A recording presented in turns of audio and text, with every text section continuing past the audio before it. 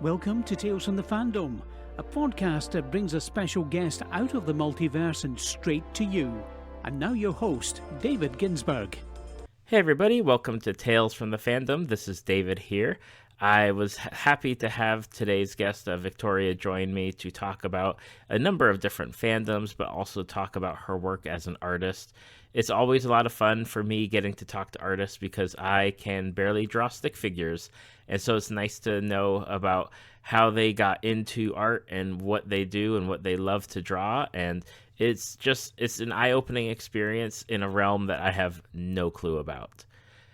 Also, as a reminder, June is Women in Tabletop Gaming Month, so we'll be having at least 30 episodes of content, new content, as well as some episodes that are just being re-released, just focusing on the tabletop gaming portion. So be on the lookout for a calendar of events on womenintabletopgaming.com, as well as our Twitter and Facebook pages. But for now, take a listen to a promo and then enjoy this episode. Thanks so much, everybody. Do you like sci-fi, AI, and technology? Do you enjoy going on tangents and down random rabbit holes of a subject? Then join me and my friends each week on Brokebot Mountain as some artificially intelligent people attempt to walk through a maze that explores themes of existence and free thought in sci-fi TV, movies, and books. The conversations are unique and bring an unusual perspective to the genre and can literally go anywhere. And we do mean anywhere. You can find us at blazingcariboustudios.com or look for Brokebot Mountain on iTunes, Stitcher, and Google Play, or anywhere you listen to your favorite podcasts. And welcome to another episode of Tales from the Fandom. Today I am joined by Victoria Watkins. Victoria is an artist and also a member of the Magic Folk Actual Play podcast. Welcome to Tales from the Fandom, Victoria. Hi. Hi, how are you doing today? I'm doing pretty good. I slept in a little bit. Oh, that is living the dream right there. Right, but then sometimes at night I can't sleep, so... Yeah, that would balance out, I guess. I don't get to sleep in anymore. I wake up at like 5 o'clock in the morning every day. Sadly. I don't envy that. During the day, it's wake up to get the kids to school, and then during the weekend, they're waking up to like play on their Nintendo DSs, and we hear them like walking around the house, and it's like, okay, they're up, and now we're eventually up too. So what age are they? They are 9, and then I have twin 8-year-olds. Oh, so they aren't quite to the teenager sleep until 4 p.m. stage yet. No, not yet, but I really want them to be. But like my middle son, the oldest of the twins, there are days where he's like, I woke up at 3 o'clock and I dressed myself and I'm ready. And it's like, why? Just go back to bed. You are here. You've got a lot of fandoms that we are going to get to talk about, as well as the Magic Folk podcast. And Victoria, you are an artist. Yes. Now, how did you? I love number one. I love having artists on because it's such a different medium, and it's something that I wish I could do. Like I can't even draw like stick people. So I love talking to artists. And how did you get into art? So I feel like lots of people, when they're young, when they're kids, they draw, and then as they age, maybe they get different interests and stop nurturing that. So, I started out drawing as a kid. I feel like I got one of those wooden briefcases full of art supplies for Christmas, like every year from like 3 different people. I don't know if that's like a ubiquitous experience, but like I got a ton of those growing up. And I didn't really stick with art for a while in elementary school. Art classes, whatever. And then I got back into it maybe a little more seriously about 12 or 13 years old in 6th grade. I think that maybe I took an interest in it because it was something that I had a slight aptitude towards, and I was looking for validation at that age because, middle school kind of sucks really bad. And so I started drawing more seriously around middle school, and I don't think that I got very good at it until recently. But I've been drawing for, over 10 years now. What is your favorite thing as far as like when you're doing art, when you're drawing, or what like when you're doing it, like what do you love about it? Like what is that thing like when you're done, it's like, wow, look at what I've created? That's a really good question. I think there's a few aspects of it for me that I really enjoy. Probably one being definitely, having a finished product. I like being able to have a skill that most people don't have. Maybe that sounds kind of conceited, but I like being able to do something that people value for whatever reason. People value art for different reasons and they interact with art in different ways. But across the board, it seems to be that we culturally value art to some extent. And so I kind of like being able to facilitate that. And I think also like I really love characters, and if I had to like boil my art down to one word, it would probably be character. I really love creating characters. I love making stories for them. I like depicting them in different situations or borrowing characters from popular series from time to time. And so I think for me, there's this kind of bringing a character to life that I really enjoy about making art. What are some of your favorite characters that you've drawn, as far as like, do you just like make original type characters? Are you pulling from like different fandoms of just like, hey, I want to draw like Samus from Metroid, or like Link or Zelda from the Zelda series? Yeah, it definitely depends. And there have been phases in my life where I've done one more than the other, but I really do like to draw my own characters mostly. And I think it's because like I do have this story that I'd like to put out there in some medium someday. I haven't really decided fully what it's going to be.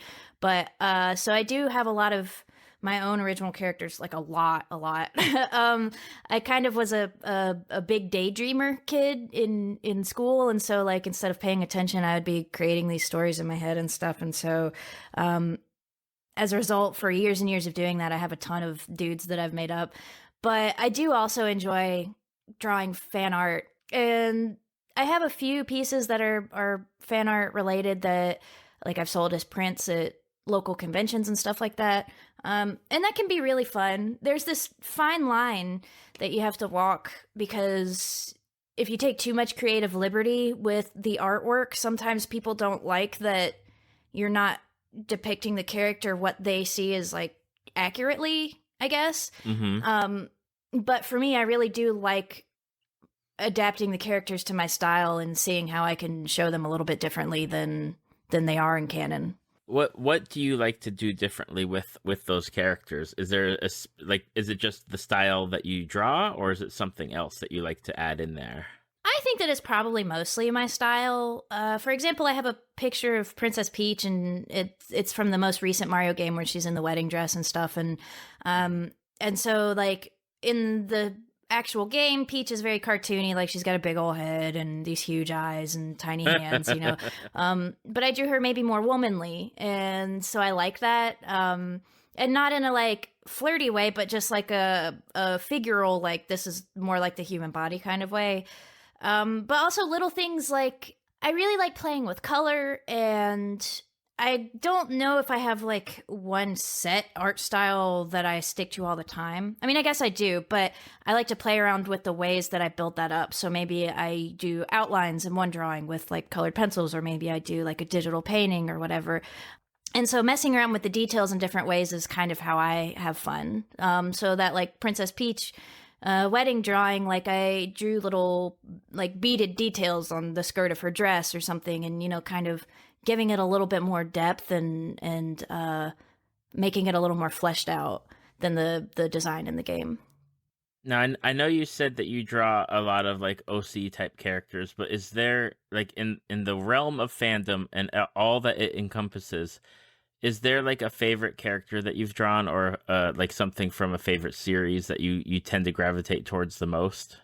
I started out when I was very young being a fan of the Zelda series. I have an older brother who's about 9 years older than me, and so he was given an N64 and told to share it with me, And so I remember these drawings that I did of like Link and Epona, the horse from the game, and so I think over the years I've probably drawn a lot of like riffs on the Zelda motif just because it's been such a formative thing for me as a fan and as a person over the years. Lately I've been kind of inspired by Princess Peach in terms of recent times. I think that she's really cute. I like what she's got going on, the unapologetic girliness and the hyper femininity. I do really like cuteness.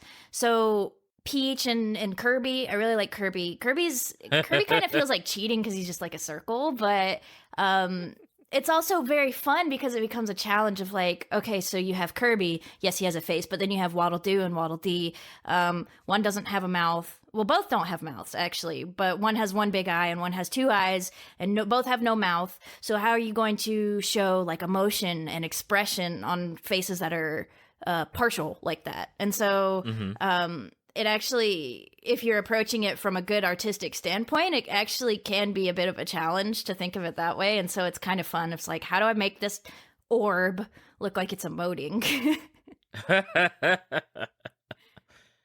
It's all in the eyes, right? Eyes, or like with Kirby's got like the little feet or hands, and maybe something of like making him move in a way. I don't know. I'm not an artist.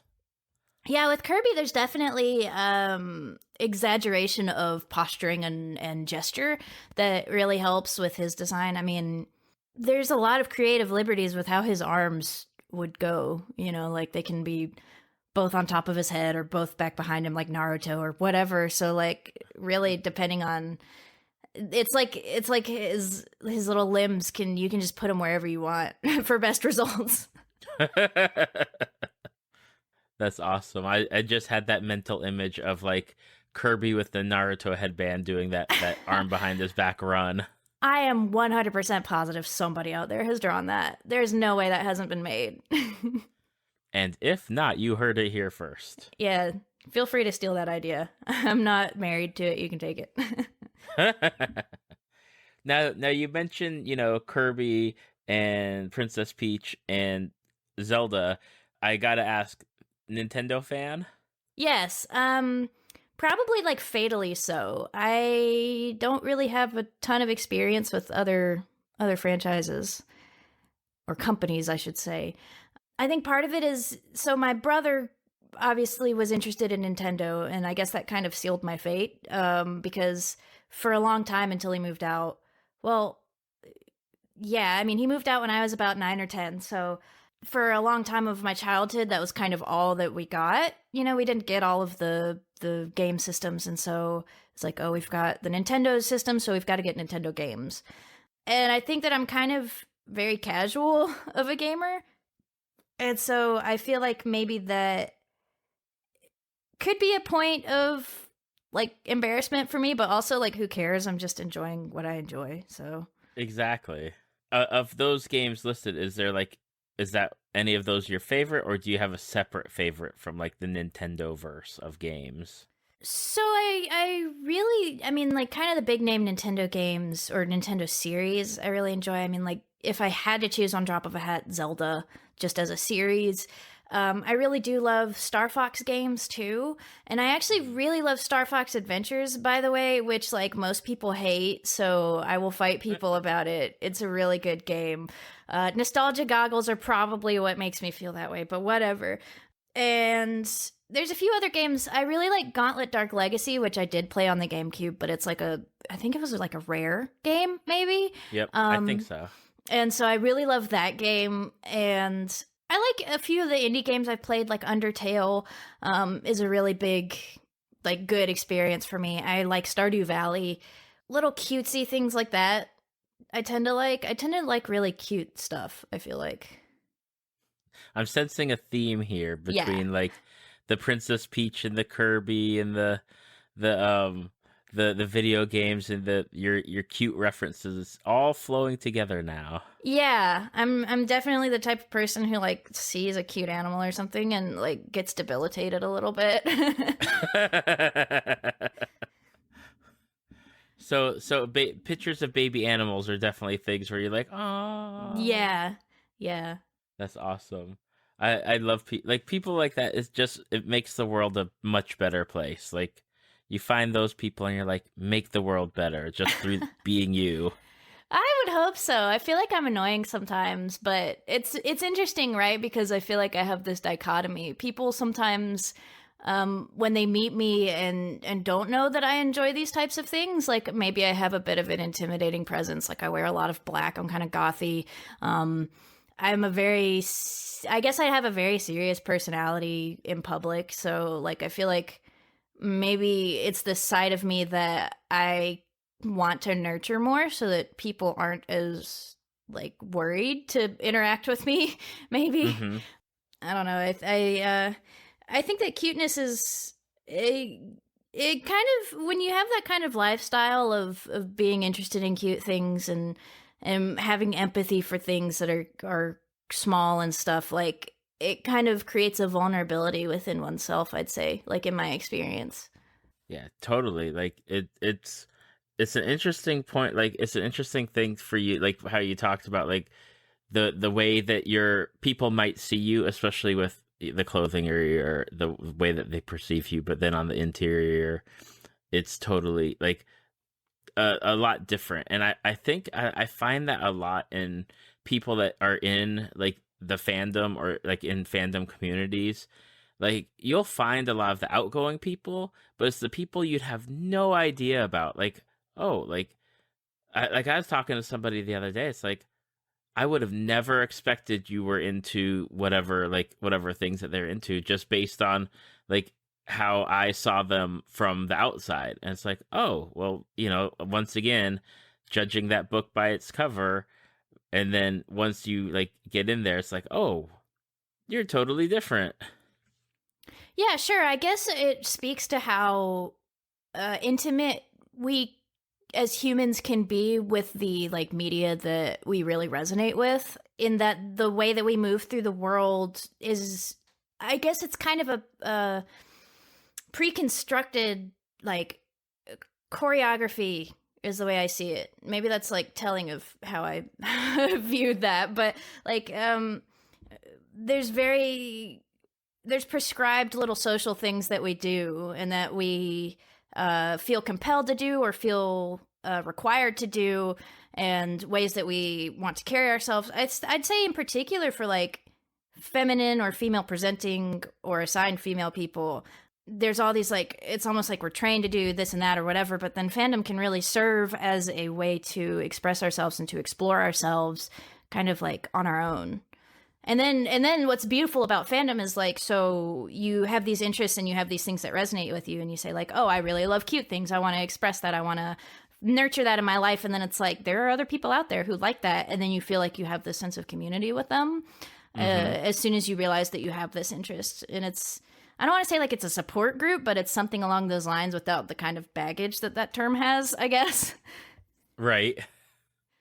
Exactly. It's like the reason I started this podcast was because when we had the kids, that eliminated like all of my social options as far as like getting out to do like role playing or going, just going out, hanging out, like playing board games or video games with friends or anything like that. And it's like there's such a greater world out there than even I had imagined, like for people that are into just all sorts of different things, whether it's like art or video games or role playing or just anything at all. And it's been such a great way to have that sense of community without, trying to find it here locally, because I just can't get out there. I can't go to the comic store or the game shop like every week to play in a game or something. So like this is it for me at this point. Yeah, sure. Yeah, I think that's a very good part of having the internet, because I graduated last December, not this most recent one, but the one before that. I graduated from college, and so it's been difficult, definitely, like finding people in real life to connect with, but I found tons of people on the internet, and so it keeps me a little sane. Exactly. And that's the one thing that is needed is sanity and finding people.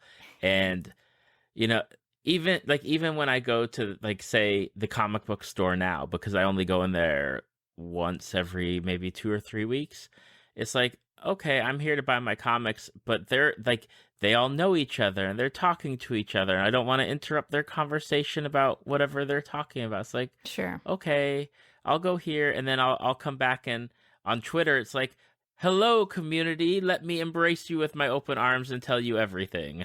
Right, right. Now, as something other, like getting away from art for a moment, you're into tabletop gaming. Yes. How did you get into tabletop gaming? I think that tabletop gaming, I don't really know exactly what sparked my interest. I kind of always knew it was a thing. And talking about my older brother again, when he lived with us, there was the local comic book shop. And because this was before the internet really blew up at that time, there was still a lot of like local, I guess, need for these local groups, these local social groups. And so he would go to the comic book shop, and my mom tells me that, you know, he would spend like an entire Saturday there or whatever. And so sometimes if he was having to babysit me, I'd end up there maybe once or twice, and I would see people playing games. I quickly found out what they were doing.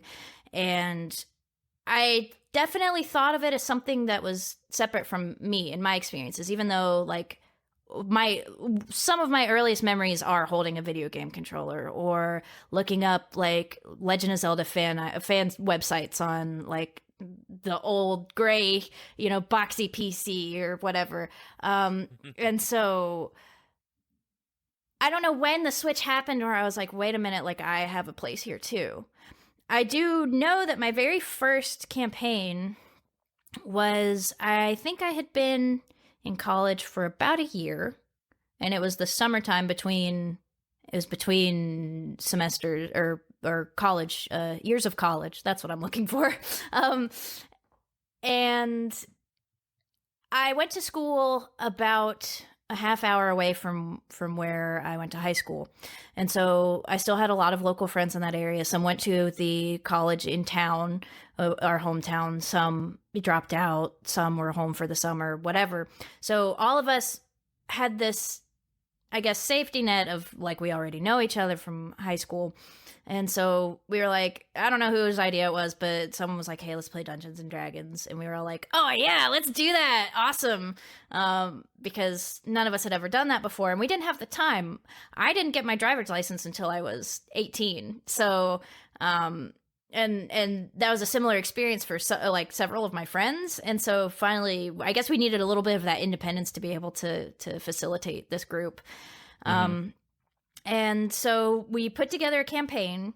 It was very bad. We had one guy who took it seriously. He was the DM, bless his heart, because he knew his stuff. And I can't say that I still really know how all the rules work in Dungeons and Dragons, right, or most tabletop games.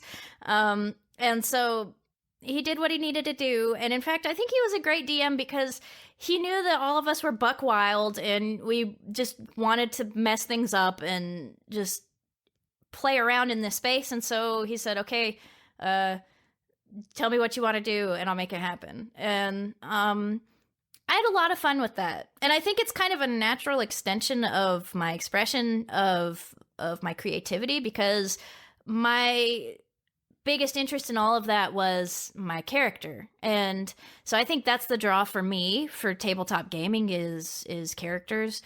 I haven't had a proper like long running campaign since then until we started Magic Folk. And so I've been kind of out of the saddle for a little while, but we're doing our best with that. So my experience is not maybe as well-rounded as a lot of people's, but I think that maybe is reflective of how there's this increase of interest in tabletop gaming. And so I would argue that the formats are more accessible now. My first campaign was 3.5, and we're doing 5e now. And so like even my stupid self actually notices a difference. And actually I correct myself now because I remember there's a brief time in college when I did play a campaign. It was a 4th edition, and it was with somebody who was a very thorough DM, and he was very committed to his story and to his world, but I found it really like limiting and not as it just wasn't my style of playing, which just happens. You know, you can be great friends with somebody but not necessarily mesh with their style of playing. And it was very like a militaristic kind of like, okay, you enter a town, you explore, you find the bad guys, you fight them, you go to the next town. And so like for me, I really like the narrative, or maybe like absurdity, or both. And so so I did have that campaign. It wasn't exceptionally long, but this is my third that I'm on now.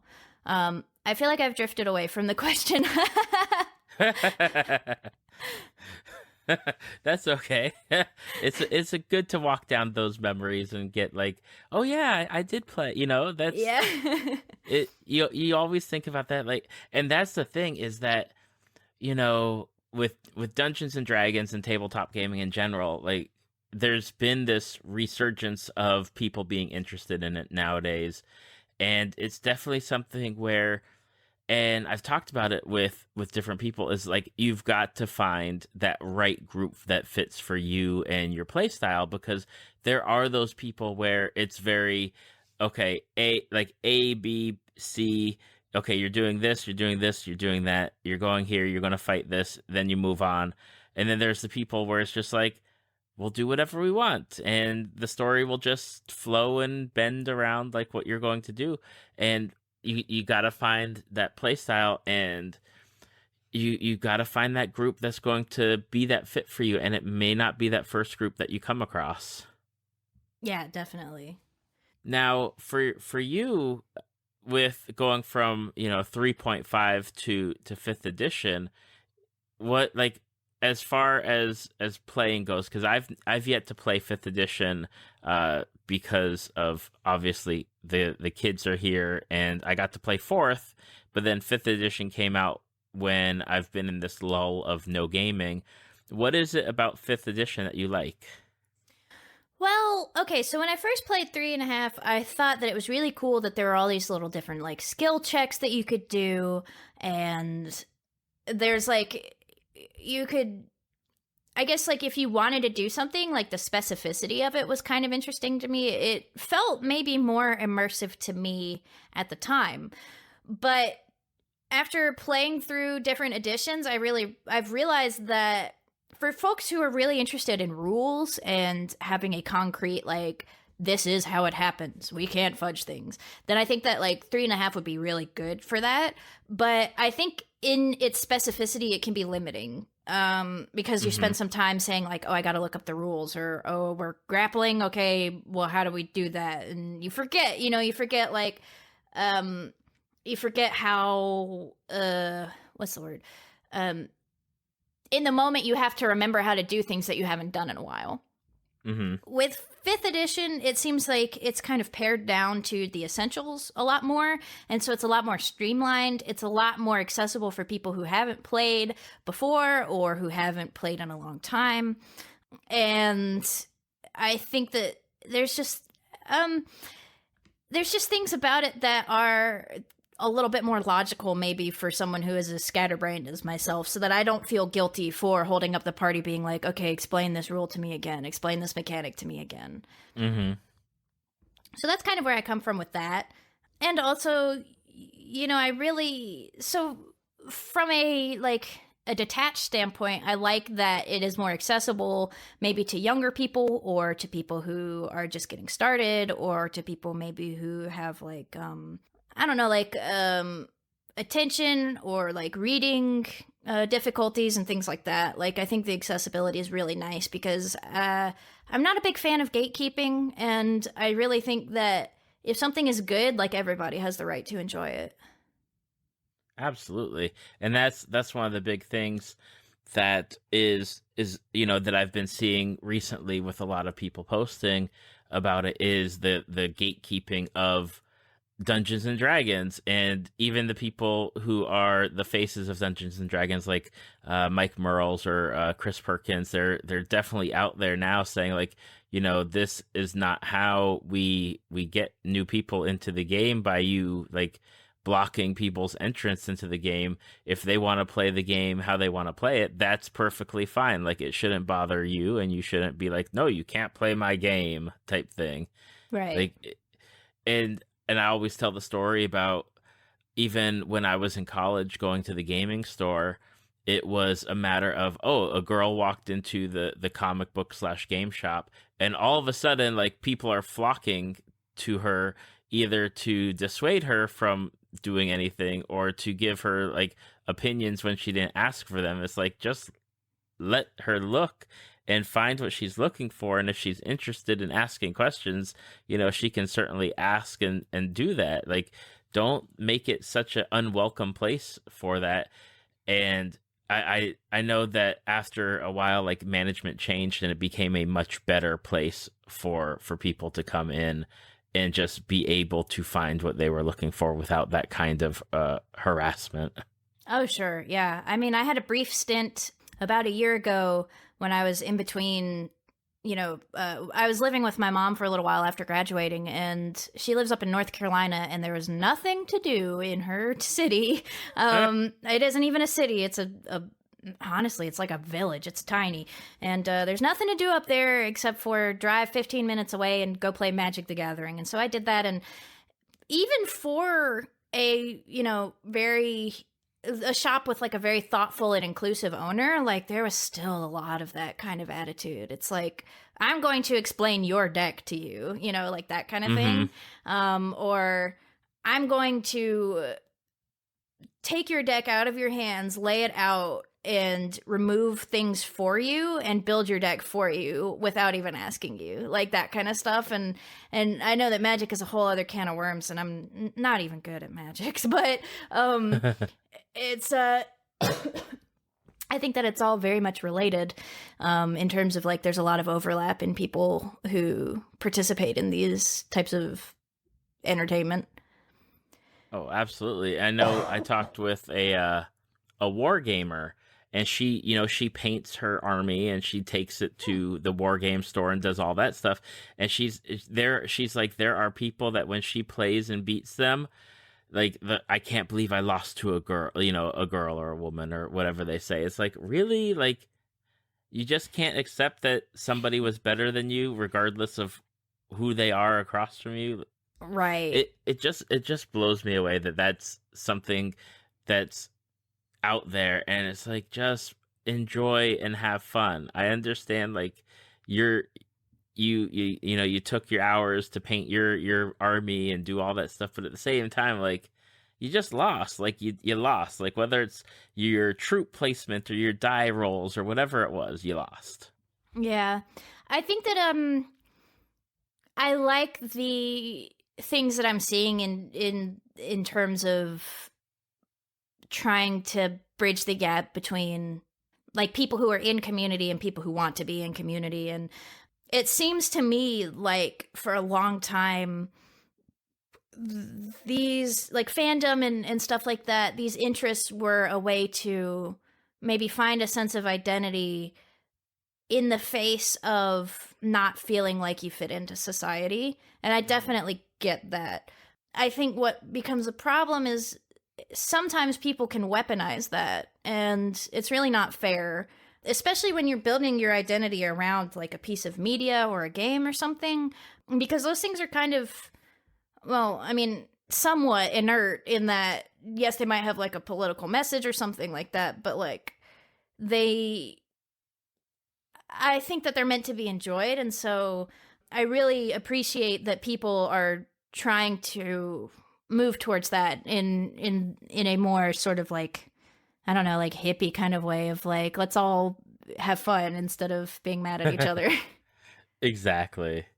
Like, and that's what I aim to do. I want people just have fun. Like, go out there and find a game and find people, because they're out there and they're ready for you. For sure. Now, I'd love to ask you about, like, your experience with D&D. Do you have, like, a favorite race or a favorite class that you tend to gravitate towards more? Well, Okay, so something that we haven't really touched on is that, like, on the side, okay, so, like, I'm an artist and stuff, but I also have some experience with music. And so 2 of my characters that I've played have been bards. And so far, both of them don't do a whole ton of barding, actually. It's almost like I like the idea of a musician, and then, like, they don't.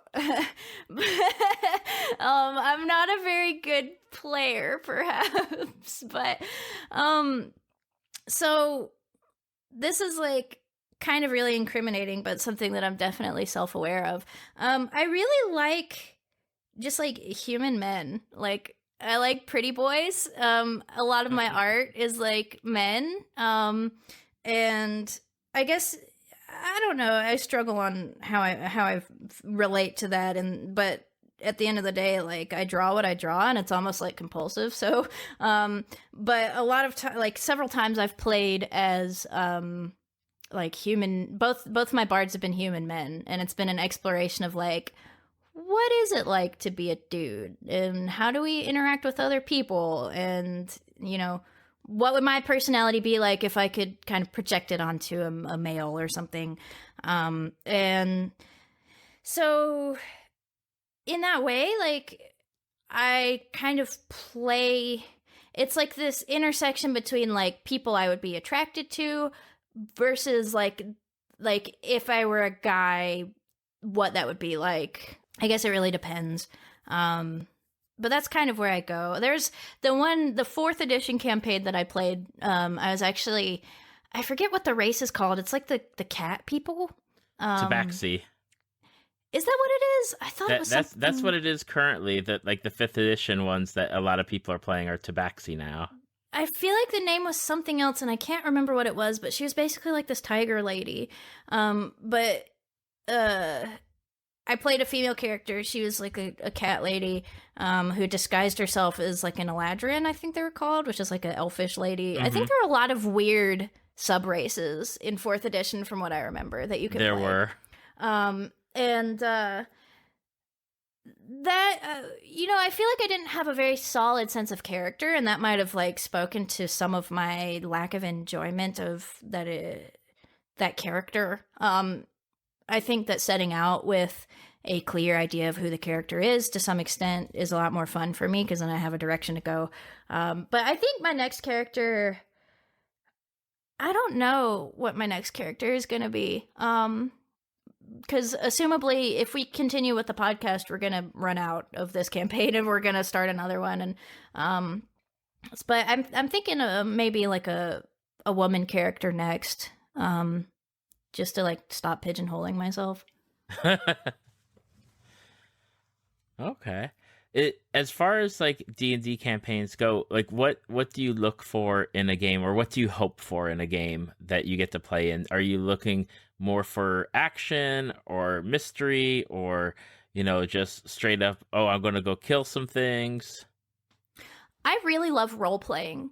That's probably my number one thing that I enjoy with that. I have a long history with, like, role-playing in a non-game, like, tabletop gaming sense. Like, one of my friends and I, to help us, like, write and create these stories, like, we'll role-play as the characters in, you know, like, mundane situations, or, like, trying to work out a plot point or something like that, or, like, just for fun.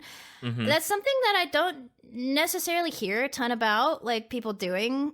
So I don't know how common that hobby is, but I like it. So anyways, that transfers over to my enjoyment of Dungeons and Dragons, because I get to role play a lot. I like to get, like, fully into the character and think about, like, what would they do? Why would they do that? How would they react to this or that?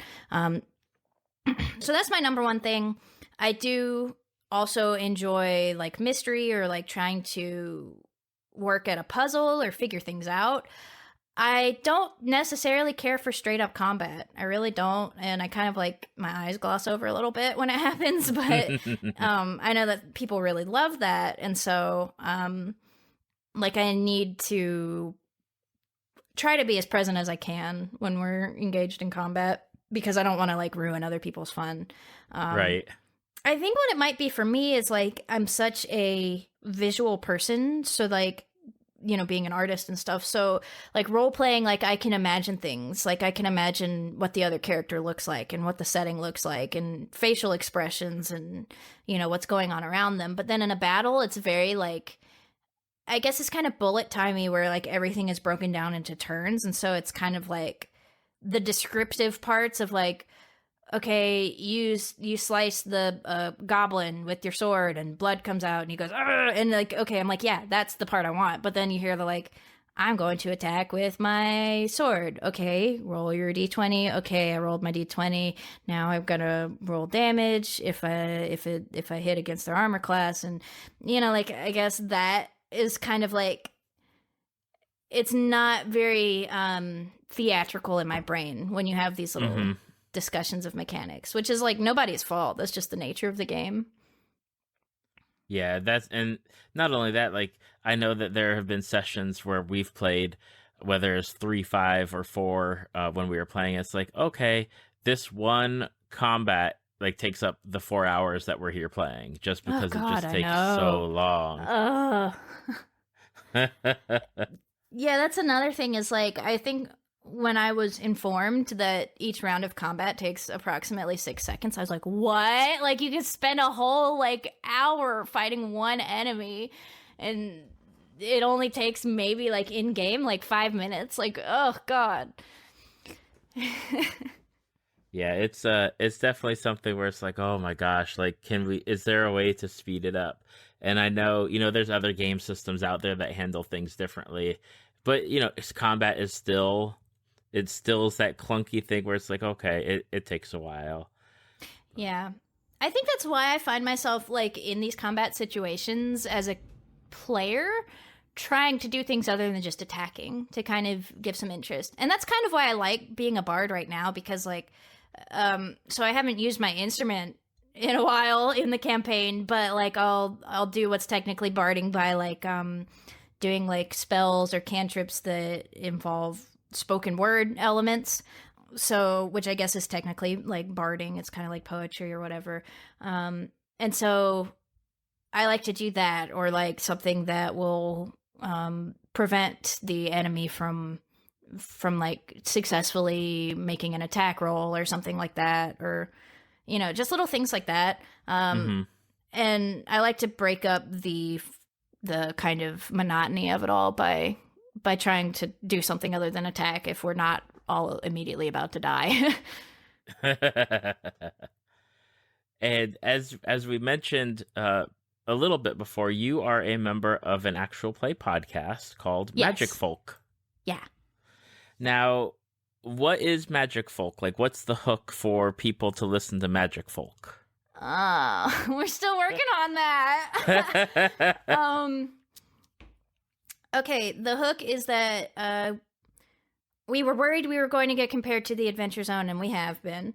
We have an emphasis on narrative and on role play, on interesting characters, on descriptive language, trying to avoid being too self-serious.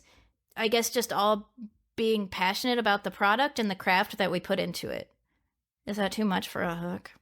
No, I don't think that's too much for a hook. I think that's just enough for a hook. How about a shorter one? There's a whole bunch of role playing, and I composed the music, and it's all inspired by a very deep love for They Might Be Giants that is possibly bordering on unhealthy. There's a hook right there. I have a friend that would probably just if he heard this, he'd be like, what? I need to go listen to it right now, because he's also a very big person into They Might Be Giants. The fans for They Might Be Giants, just as a little quick aside, are like hardcore. Like I can really appreciate their love for the band, but also I'm like, I've been listening to Apollo 18 and that's about it, because I just realized that they're a good band like a month ago. I don't know what you're talking about. Dial a song? What's that?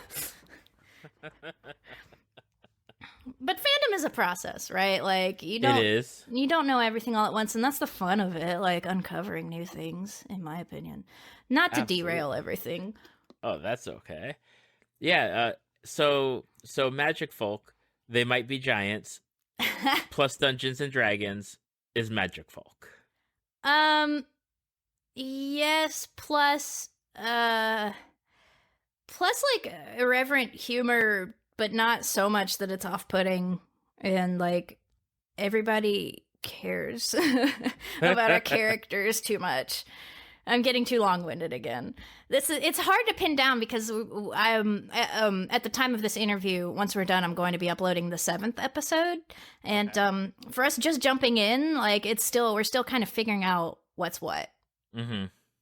I totally understand that because I just started my actual play podcast, launching it, and it's like, okay, like those first few episodes are really rough, like just trying to get everyone together and okay, like figuring things out and how are we going to do stuff, and it's very much a process of okay, let's figure this out in this whole recording thing and not stepping on everyone's toes, and Sure. I totally understand.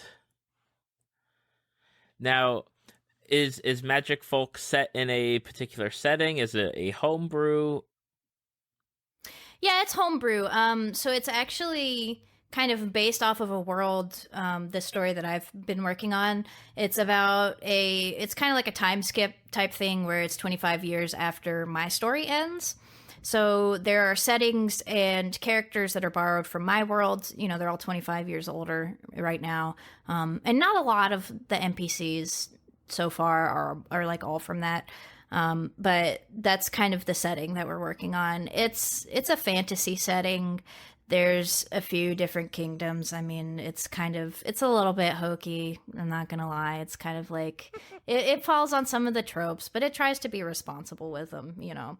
Right.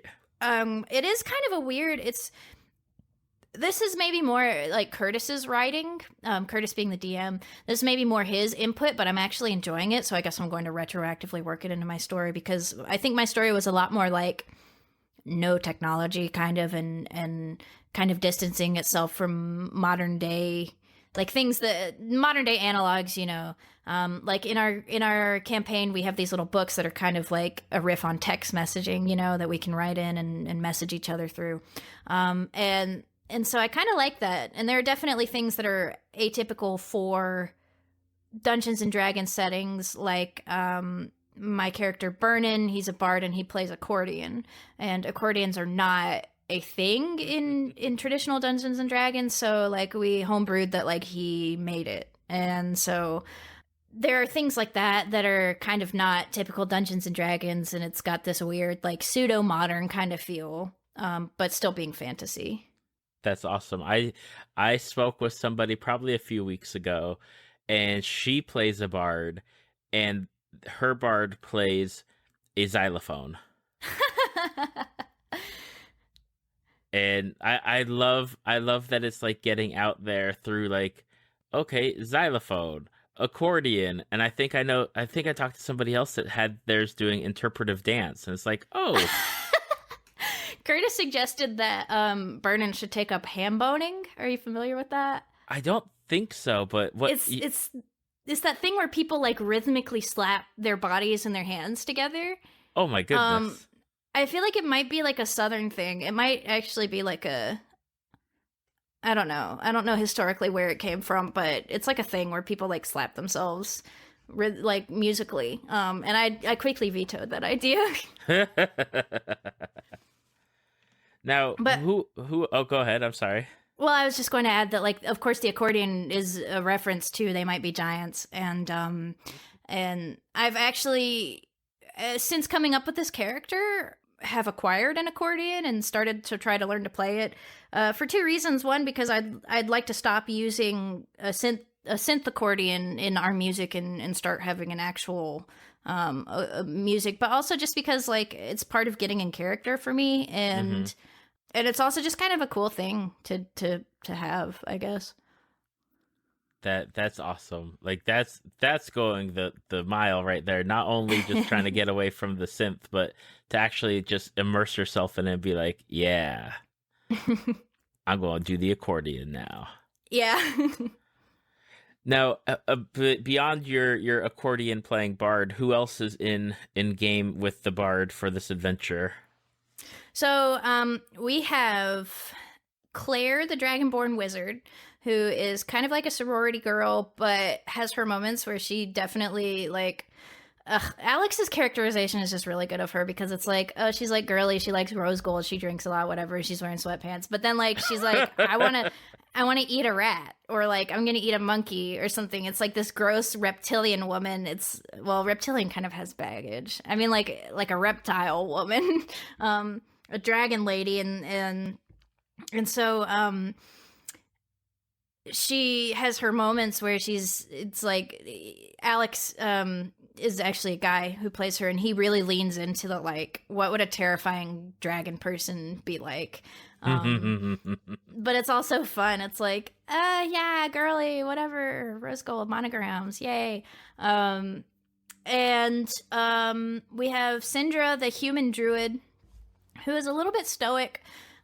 He's kind of like foreign compared to our party. He's like sort of like a Viking, and in our setting they speak like a different language, but no common, of course.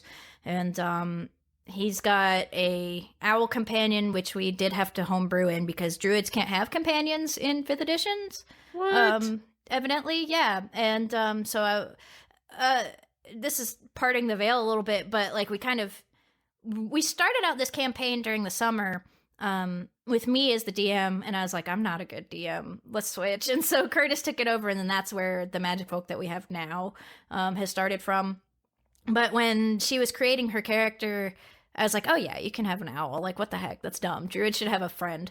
And we also have Kiss, the Aarakocra barbarian, who is kind of naive and trying to figure out like society and like non-bird people ways of interacting with each other. He doesn't necessarily understand a lot of like idioms and gestures and stuff like that. He is a little bit hot-headed. Who else? Yeah, there's Burnin, myself, which is he's a bookmaker by trade, or like a printmaker with like printing presses and movable type, which is also something that's homebrewed into the setting. And he's very anxious, and I worry that my playing of him is a little bit annoying because he's very much the like voice of no for everything. And I'm worried that people are like, because I want to go on the adventures, like Tori wants to go on the adventures, but Burnin doesn't. And so like I'm devoted to role playing that, and I worry that it's too much, but whatever, I'm staying in character. As far as NPCs go, on and off again, we have Gomek the Paladin, which was Curtis's character when I was DMing. And so he kind of came back as an NPC, and he's a friend to the party, but Curtis has kind of not shelved him, but removed him from the action. And so we can keep in touch with him, but he's not there with us. Right. Now, for people that are interested in finding the magic folk, where's the best place for them to go? So we have a website right now, magicfolk.buzzsprout.com. We're also on iTunes. We have a Twitter, which is @magicfolkpod. And I'm pretty sure that we show up in other podcast doodles. What are they called? Catchers? Is that what they're called? Podcast catchers? Yeah, catchers is a good one. Doodles I like better, but you know. Yeah, podcast doodles. Yeah, those guys. So all of those you should be able to find Magic Folk Podcast. We want to make a Facebook group soon, so I guess keep an eye out on the Twitter if you're interested in a Facebook group, because that'll be coming soon. And of course, if people are interested in finding you, where can they find you on the great wide internet? I have a Twitter, which is Star Party, all one word. I have an Instagram, which is Victoria Watkins Art, also all one word. And on YouTube, I make art process videos, and my channel is Star Party. That is stylized on YouTube as Star is one word and party is another word. And what are your videos of, just out of curiosity? Because I don't think I've heard that word that just escaped me that you just said. Art process videos? Yes, art process videos. So it's just kind of like a subgenre of YouTube videos where people make art and record them doing it and make these time-lapse videos and make narrations. So in my case, I try to keep a like informative tone to it. Like if people are watching, I'll explain why I made choices I did in my art and try to impart some of my like art experience onto the viewer here and there. Sometimes I just like talk about whatever, though. It's very casual. Okay, awesome. And of course, I'll have all the links to the show note, and I'll have all the links in the show notes of everywhere that you can find Magic Folk or Victoria's YouTube channel or Facebook or Twitter feeds and Instagrams and all sorts of stuff that's available out there on the great wide internet. And Victoria, do you have anything else, or is I think we covered pretty much everything. Yeah, shameless promo. Listen to Magic Folk. Do it. I'm not losing sleep for people to not listen to it. That sounds really aggressive. Maybe don't put that in or do. I don't know. That's how I feel at this point. Come on, man. I've been putting a lot of work into it. Sincerely, Magic Folk is a huge project for all of the people involved in it. We're putting a lot of work into it, a lot of our personal time into it because we love it. I think that if you are looking for a podcast that is thoughtful and intentional, that you might be interested in our actual play podcast. We have a lot of cool stuff going on. We have in-house Foley and an all-original musical soundtrack. And I make a stupid character voice. It sounds like this. So if you want to listen to me talk like this for an hour every week, do it.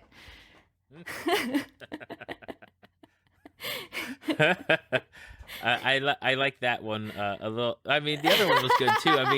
I mean, you know, the people that are listening to this podcast, like, editing isn't so bad on an interview-based podcast. I take out your ums and ahs Right. and pauses, or if like people have fallen out of chairs or had things fall. You know, that is easy.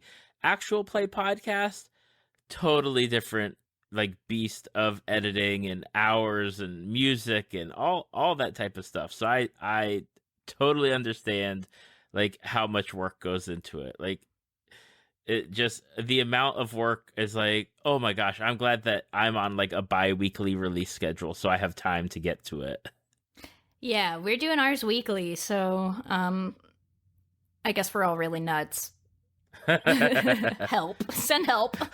Send help by listening to Magic Folk Podcast. Well, Victoria, it has been a pleasure having you on this podcast, and I appreciate you taking your time out to record with me. Thank you so much for having me. Thank you for listening to Tales from the Fandom. Subscribe to us on iTunes or your podcast app of choice. Follow us on Facebook at www.facebook.com/Tales from the Fandom to see photos, links, leave feedback, and check out upcoming guests. If you'd like to be a guest, email David at talesfromthefandom@gmail.com.